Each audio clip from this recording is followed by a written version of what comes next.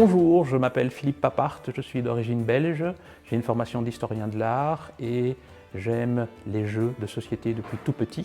Et je suis un grand fan de jeux de rôle puisqu'il y a déjà, 40 ans que je pratique cette activité.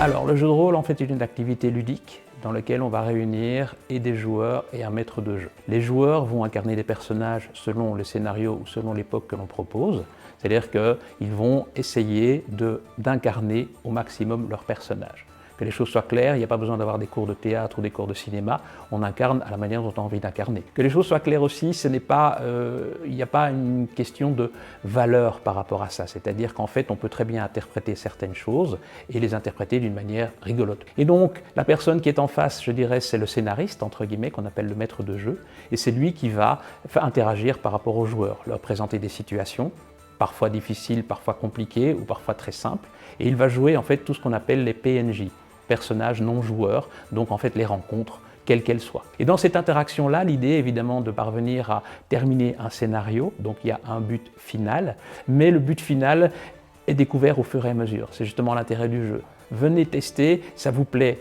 on reste, ça ne vous plaît pas, ce n'est rien de grave, c'est au moins une expérience. Et je dirais, ce qui est intéressant aussi par rapport au jeu de rôle, il peut amener aussi les gens qui sont un petit peu introvertis à apprendre à parler, je dirais, à d'autres personnes ou à communiquer.